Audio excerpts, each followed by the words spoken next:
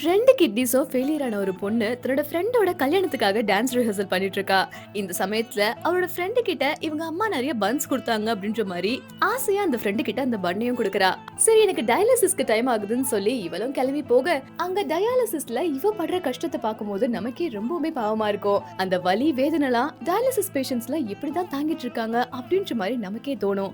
டயாலிசிஸ்லாம் முடிஞ்ச பிறகு நேரா பார்மசிக்கு போய் தன்னோட மருந்தெல்லாம் வாங்கணும் அப்படின்ற மாதிரி இவளும் போறா. தன்னோட ரியல் எஸ்டேட் ஏஜென்சி ஃபோன் பண்ணி இந்த மாதிரி உங்க ஹவுஸ் ஓனர் சொன்னாங்கமா, திடீர்னு வீடு விற்க போறாங்களாம், அதனால சீக்கிரமா உன்னோட திங்ஸ் எல்லாம் எடுத்துட்டு வேற வீடு பாருமா அப்படின்ற மாதிரி பேசிட்டே இருக்காரு.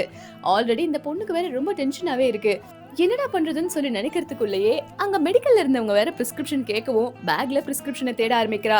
ஆனா அந்த பிரிஸ்கிரிப்ஷன் அங்க இல்லாதனால ரொம்பவே டென்ஷன் ஆகி ஒருவேளை அங்க ரிஹர்சல் ரூம்ல விட்டுட்டோம் போல இருக்குன்னு நினைச்சு நேரா அங்க ரிஹர்சல் ரூமுக்கும் போறா.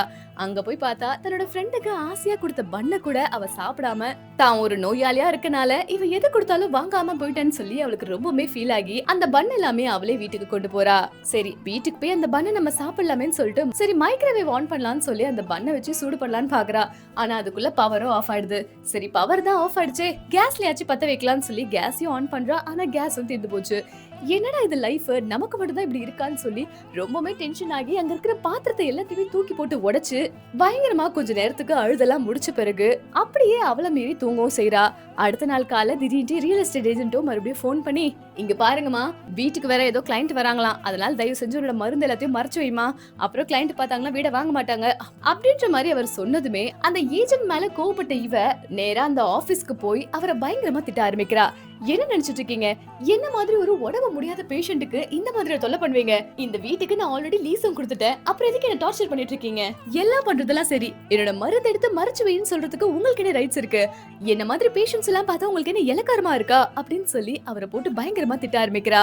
என்னதான் இருந்தாலுமே அந்த ஏஜென்ட்டுக்கு கொஞ்சம் பாவமா தான் இருக்கு. ஏமா வெளியில எத்தனையோ வீடு இருக்கு, இங்க வந்து ஏமா இருக்க அப்படின்ற மாதிரி கேட்கவும் இவளுக்கு இன்னும் கோவம் வந்து ஆமா சார் கேப்பீங்க, நல்லா கேப்பீங்க, எனக்கு இன்னும் கொஞ்ச நாள்ல கிட்னி டிரான்ஸ்பிளான்ட் பண்ண போறாங்க.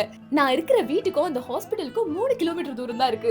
சப்போஸ் எனக்காவது திடீர்னு டயாலிசிஸ் பண்ணும் போதோ இல்ல நான் வீட்ல இருக்கும் போதோ எனக்கு ஹார்ட் அட்டாக்கோ இல்ல எனக்கு ஏதோ ஒரு பிரச்சனை வரும்போது ஒரு ஆம்புலன்ஸை கூப்பிட்டா கூட உடனே என்னால ஹாஸ்பிட்டலுக்கு கூட்டிட்டு போக முடியும் அப்படின்றதுக்காக தான் நான் இந்த வீட்ல இருக்கேன் அப்படின்ற மாதிரி அந்த பொண்ணு சொல்லவும் அந்த பொண்ணு சொன்னது ஒரு நியாயமான ரீசன்னு தெரிஞ்சவங்க எல்லாருமே ரொம்ப சைலண்ட் ஆகுறாங்க. உடனே அந்த ஏஜென்ட்டும் அந்த ஹாஸ்பிட்டலுக்கு இருக்க பக்கத்திலேயே உனக்கு சீக்கிரமாவே ஒரு வீடு நாங்க பாக்குறோம், அது வரைக்கும் நீ அந்த வீட்லயே இருமா அப்படின்ற மாதிரி அந்த பொண்ணுகிட்டயும் சொல்லிடுறாங்க.